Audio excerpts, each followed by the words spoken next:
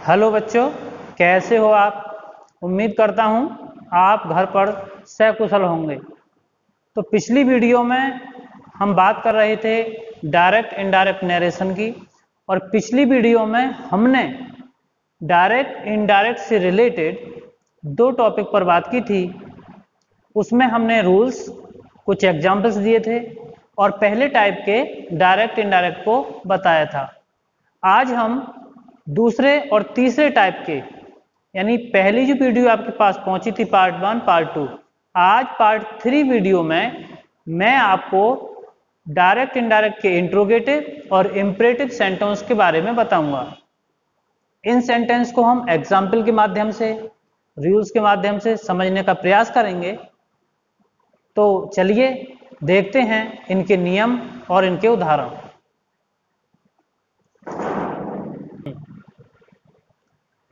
तो देखिए, बात करते हैं इंट्रोगेटिव सेंटेंस।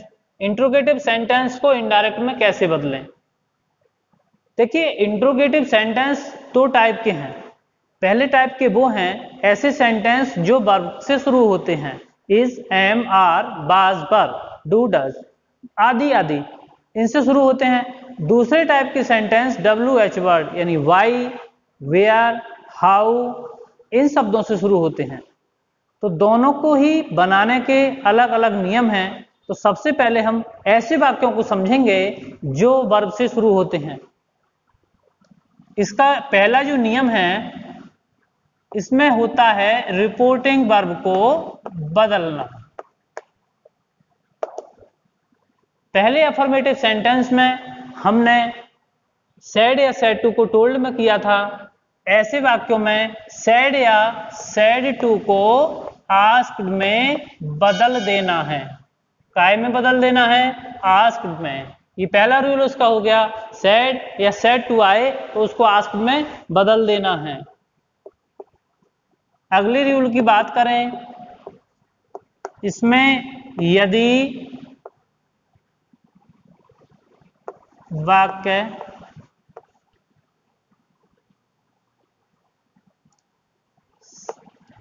सहायक क्रिया, यानी हेल्पिंग वर्ब प्रारंभ हुआ हो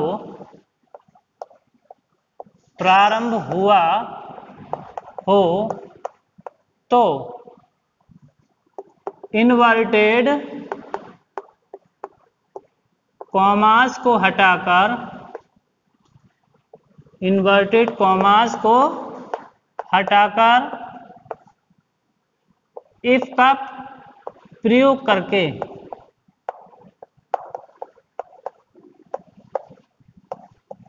वाक्य को जोड़ देते हैं।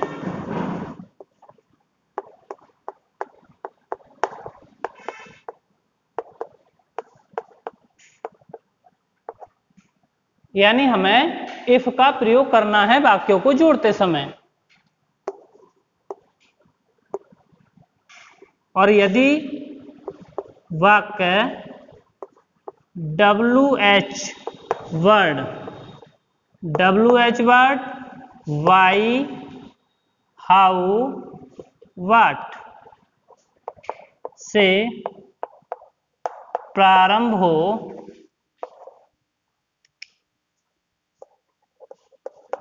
तो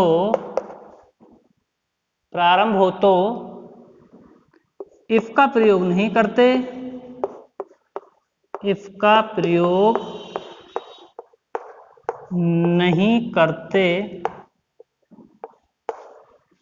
अपितु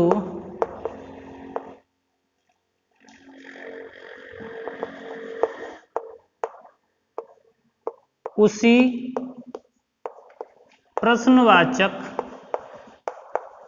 प्रश्नवाचक शब्द को कंजक्शन के रूप में प्रयोग करते हैं।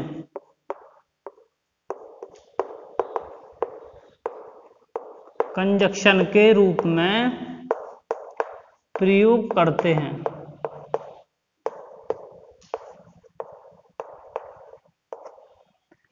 और बच्चों, इसका जो बहुत ही इंपॉर्टेंट रूल बताने जा रहा हूं वो अगला रूल है।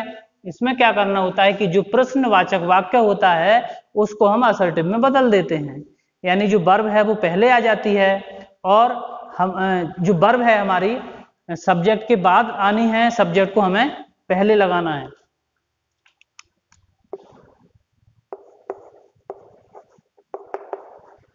प्रश्नवाचक वाक्य को साधारण वाक्य में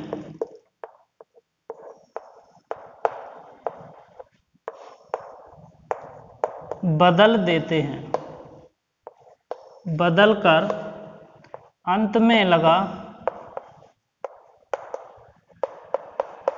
प्रश्नवाचक चिन्ह, अंत में लगा प्रश्नवाचक चिन्ह हटा देते हैं।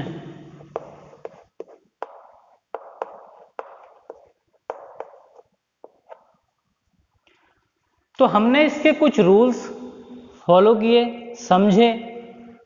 चलिए हम इनको कुछ एग्जाम्पल के माध्यम से आपको समझाने का प्रयास करेंगे किस तरीके से इन्हें चेंज करना। तो देखते हैं, इसका पहला एग्जाम्पल देखते हैं। वाक्य है हमारा माला सैड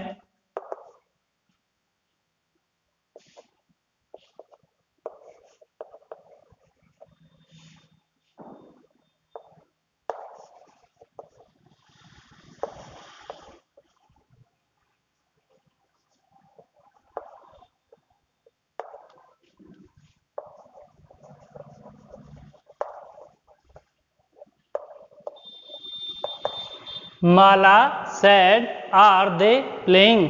माला ने कहा क्या वे खेल रहे हैं। ये वाला जो सेंटेंस है वो प्रश्नवाचक है। अब इसको इनडायरेक्ट में बनाएंगे तो देख कैसे बनाते हैं। माला सेड को हम चेंज करेंगे आस्क्ड में, चूंकि वाक्य हमारा इज एम आर से शुरू है, आर लगा हुआ है, तो इसमें इफ का प्रयोग करना है। तो यहां पर वाक्य को जोड़ते समय कंजक्शन इफ का प्रयोग करेंगे। इसको हम सीधा सीधा, इसका एक फार्मूला है कि जो हमारा सेंटेंस है उसको हम असर्टिव में बनाते हैं। तो इन दो वर्डों को यानी वर्ब और सब्जेक्ट क्लॉकवाइज घुमा देते हैं। क्लॉकवाइज घुमा देने से हमारा सब्जेक्ट पहले आएगा, वर्ब बाद में आएगी, दे। अब पर्सन को जो बदलना होता है तो मैंने बताया था आपको, दे थर्ड पर्सन का है और थर्ड पर्सन के जो प्रोनाउन होते हैं वो चेंज नहीं होते। क्या समझा? थर्ड पर्सन के प्रोनाउन चेंज नहीं होते हैं, इसलिए हमें दे को भी नहीं बदलना है। तो दे हमारा ऐसे ही रहेगा, दे। बात करते हैं वर्ब की, सेंटेंस की। जो टेंस हमारा है, टेंस चेंज करने का प्रेजेंट में जो इज एम आर आते हैं उनको हम बाद वर्ब में ले जाते हैं। तो दे के साथ प्लूरल की वर्ब पास्ट में वर का यूज होगा, दे वर प्लेइंग। और ये जो क्वेश्चन मार्क है इसको हम हटा देते हैं, फुल स्टॉप का प्रयोग करेंगे। तो Mala asked if they were playing. Mala ने पूछा क्या वे खेल रहे थे। दूसरा एग्जाम्पल है, she said to me do you like me. उसने मुझसे पूछा डू यू लाइक मी, क्या तुम मुझे पसंद करते हो। यहां पर मैं आपको ध्यान दिला दूं, डू और डज, जब डू और डज से कोई वाक्य शुरू होता है तो डू और डज को हमें डिड में नहीं बदलना। कुछ बच्चे यहां पर गलती कर देते हैं कि डू डज लगा हो तो सीधा डिड में कन्वर्ट करते हैं। इसकी एक ही कंडीशन है कि डू और डज के साथ नॉट दिया हो तभी हम इसको डिड नॉट में ले जाएंगे, अन्यथा डू डज का प्रयोग नहीं होगा। सीधे सीधे वर्ब की सेकंड फॉर्म का यूज होगा, सीधे सीधे वर्ब की सेकंड फॉर्म का यूज होगा जब तक कि डू नॉट या डज नॉट नहीं दिया हो। तो हम बनाएंगे सी सेड टू का हमने किया आस्क्ड मी। यहां भी इफ का प्रयोग करना है, इफ का प्रयोग करना है। इसको भी देखिए मैंने बताया था क्लॉकवाइज, यू को पहले। अब पूछना है यू कौन सा पर्सन, हम क्वेश्चन करते हैं।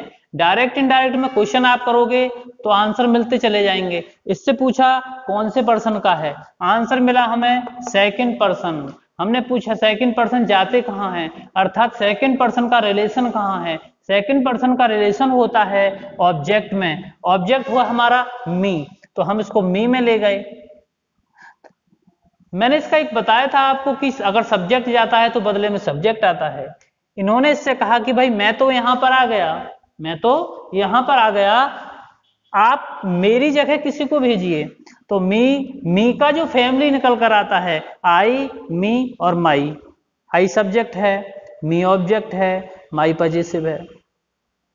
तो जब यहां पर सब्जेक्टिव केस गया है तो मी का सब्जेक्टिव केस होता है आई, मी का सब्जेक्टिव केस होता है आई। तो हमने यहां पर आई का प्रयोग किया। आगे चलते हैं। मैंने बताया डू को नहीं लगाना है, कट कर देना है। सीधे सीधे जो वर्ब आती है लाइक, इसको लाइक यानी सेकंड फॉर्म में चेंज करना है लाइक। बात करते हैं मी। पूछो कौन सा पर्सन है, फर्स्ट पर्सन। मी है फर्स्ट पर्सन, तो फर्स्ट पर्सन का रिलेशन है सब्जेक्ट में। तो जब ये ऑब्जेक्ट है तो सी का ऑब्जेक्ट क्या होता है, हर। सी का ऑब्जेक्ट होता है हर। सेंटेंस बन गया। She asked me if I liked her. उसने मुझसे पूछा कि मैं इफ आई लाइक्ड हर, कि क्या मैं उसे पसंद करता हूं। अगले एग्जाम्पल पर आते हैं।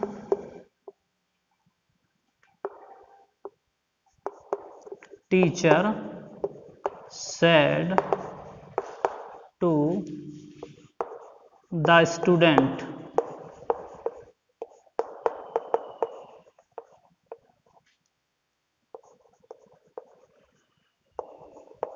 why have you broken my stick? अध्यापक ने छात्र से पूछा why have you broken my stick, तुमने मेरी छड़ी क्यों तोड़ी है।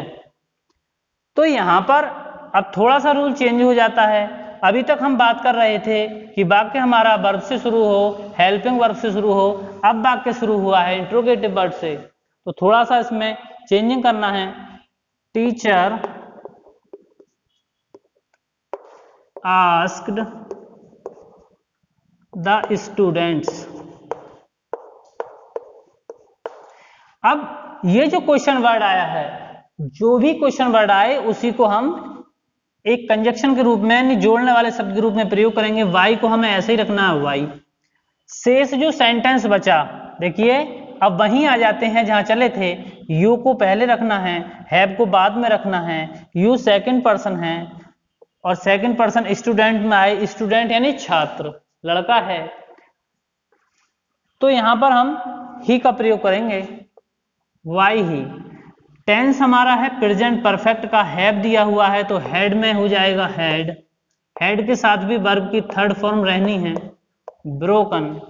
पूछते हैं माई कौन से पर्सन का है, फर्स्ट पर्सन का है। फर्स्ट पर्सन टीचर में जाएगा, टीचर के लिए भी हम, अब देखिए टीचर वर्ड जो है वो कॉमन नाउन में है। टीचर महिला भी हो सकती है, पुरुष भी हो सकता है, तो यहां पर हम सी और ही किसी का प्रयोग कर सकते हैं, पर जनरली हम यहां पर ही का प्रयोग करेंगे। ब्रोकन माई का हो जाएगा हिज स्टिक।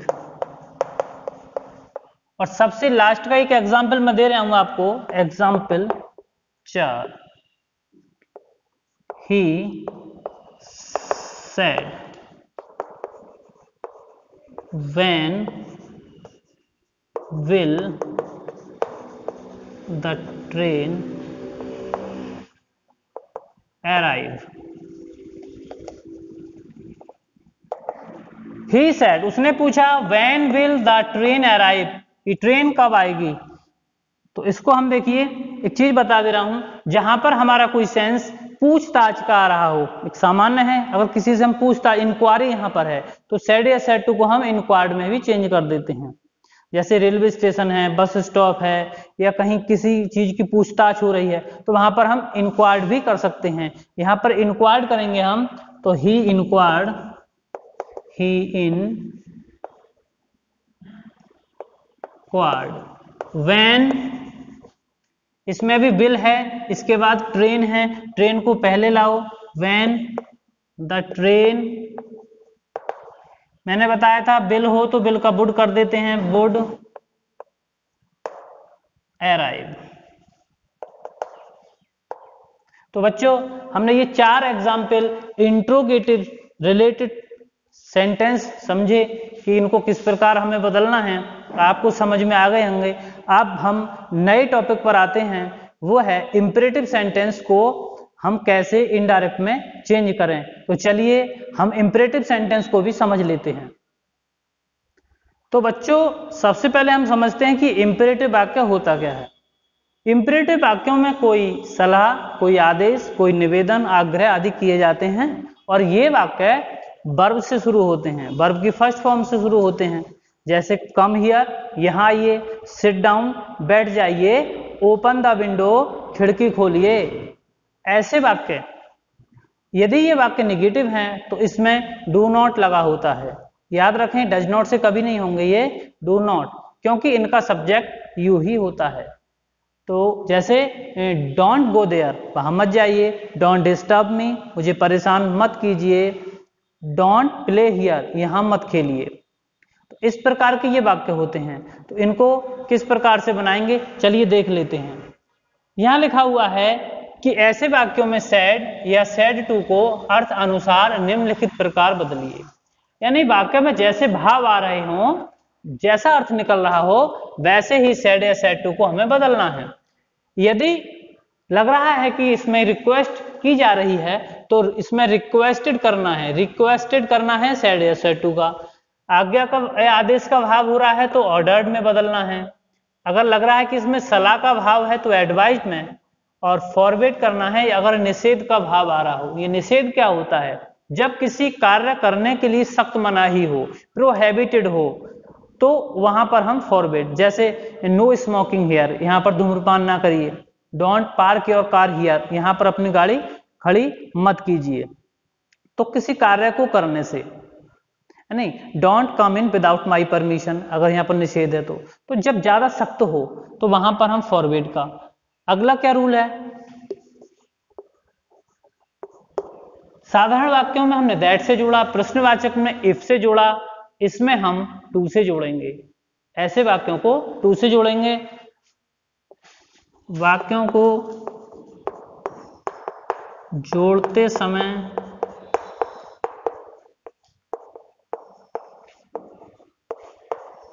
टू का प्रयोग करें यदि वाक्य डू नॉट से, यदि वाक्य डू नॉट से प्रारंभ हो तो डू को हटाकर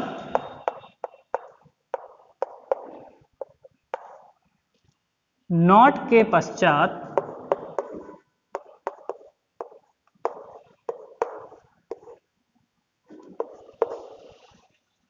टू का प्रयोग करें।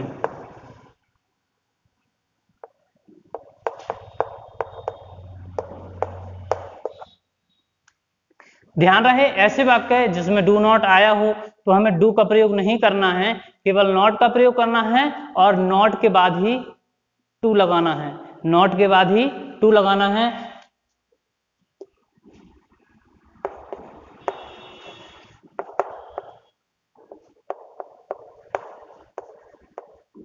अगला है फॉरवर्ड का प्रयोग करने पर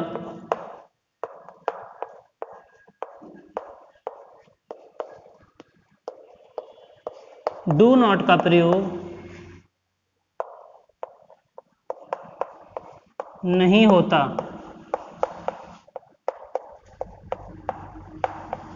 ध्यान रखना है यदि हमने किसी सेंटेंस में इनडायरेक्ट बनाते समय सैड या सैड टू को फॉरवर्ड में चेंज किया है तो फिर हमें डू नॉट का प्रयोग नहीं करना है। तो ये 1, 2, 3 आज्ञावाचक वाक्यों को इनडायरेक्ट बनाने के ये 3 मुख्य नियम हैं। और इनके आगे हम एग्जाम्पल के थ्रू समझते हैं, प्रयास करेंगे कि उदाहरण जब आपके सामने आएंगे तो आप उन्हें भली प्रकार समझ सकेंगे।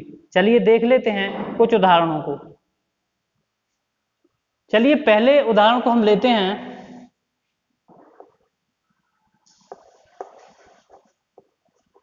Boy said to his mother,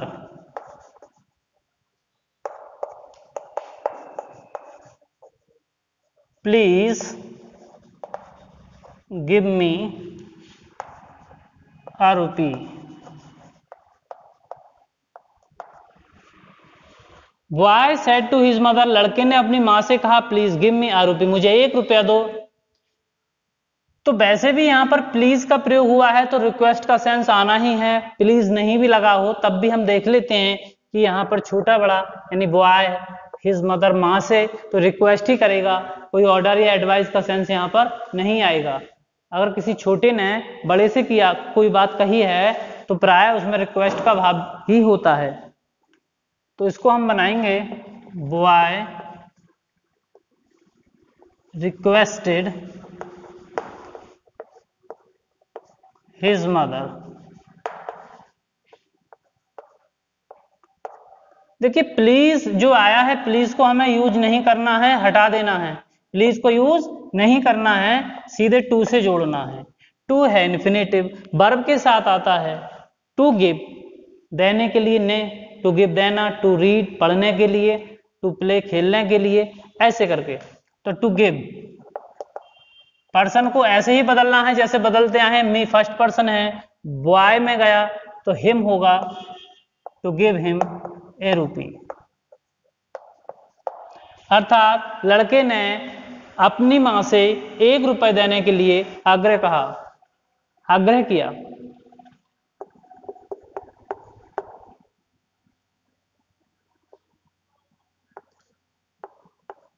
manager said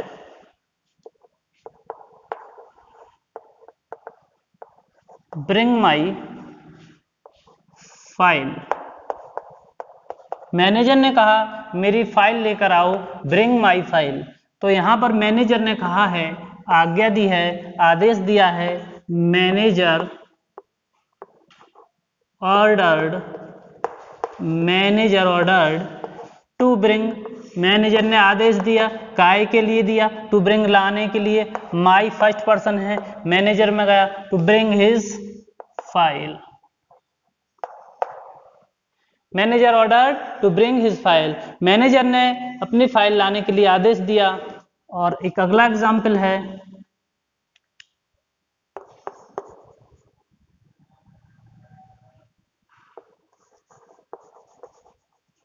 the guard said do not park your car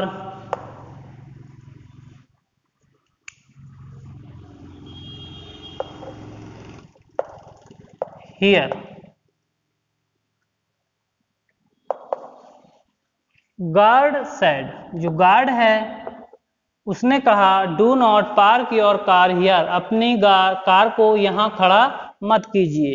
अब ऐसे वाक्यों को हम दोनों ही प्रकार के भावों से बना सकते हैं। इस काम को सख्त मनाही भी हो सकती है, एडवाइस का भाव भी आ सकता है, दोनों तरीके से बना सकते हैं। समझ लेते हैं कैसे बनाएंगे। द गार्ड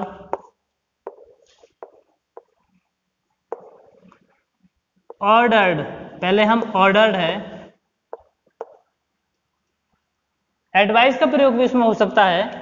ऑर्डर्ड, डू को हमें हटाना है, नॉट को सेलेक्ट करना है, नॉट टू पार्क। देखिए बात करते हैं योर की, पर्सन योर सेकंड पर्सन है, ऑब्जेक्ट में जाना होता है, इसमें ऑब्जेक्ट दिया नहीं है। और जब ऑब्जेक्ट नहीं दिया हो तो ऐसी सिचुएशन में हमें क्या करना होगा, ऐसी सिचुएशन में हमें ऑब्जेक्ट मान लेना होता है। हमारा पर्सन सेलेक्ट करता है, वैसे तो कहते हैं कि थर्ड पर्सन का मान लीजिए, लेकिन पहले से ही थर्ड पर्सन का दिया हो।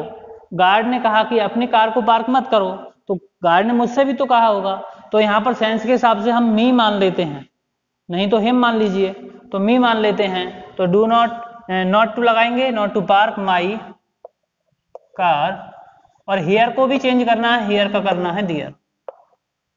एक तो ऐसे बना लेंगे, और अगर इसको हम फॉरवर्ड से बनाएंगे तो कैसे बनाएंगे? द गार्ड फॉरवर्ड, मना किया, उसने मना कर दिया बिल्कुल। द गार्ड फॉरवर्ड, मैंने कहा था कि फॉरवर्ड लगाना है तो डू नॉट का प्रयोग नहीं करना है। Forward to park my car there. देखिए क्यों नहीं करना है, क्योंकि फॉरवर्ड का मतलब ही यानी नेगेटिव वर्ड है ये, मना करना। अगर हम इसमें नॉट का प्रयोग करेंगे तो देखिए क्या अर्थ निकलेगा, the guard forward not to park my car there, यानी गार्ड ने मेरी कार वहां पार्क करने के लिए, खड़ी ना करने के लिए मना किया। और उसमें नॉट का प्रयोग करेंगे तो मना नहीं किया, मना भी कर रहे हैं, यानी डबल नेगेटिव का अगर प्रयोग होगा, मैथ की तरह है, इंग्लिश में भी यही रूल फॉलो होता है, नेगेटिव नेगेटिव पॉजिटिव, दो बार नॉट का प्रयोग करोगे तो अर्थ पॉजिटिव में ही निकलेगा। तो हम इस तरीके से दोनों एग्जाम्पल को समझ लिया है, the guard ordered not to park my car there, या the guard forward to park my car there, बस इसी को ध्यान में रखना है। तो बच्चों मैं आशा करता हूं कि ये सारे एग्जाम्पल, सारे रूल्स आपको समझ में आ गए होंगे। तो डायरेक्ट इनडायरेक्ट से रिलेटेड आज का टॉपिक ये अब फिनिश होता है। अगले टॉपिक को लेकर अगली वीडियो में हम फिर मिलेंगे, तब तक के लिए टेक केयर।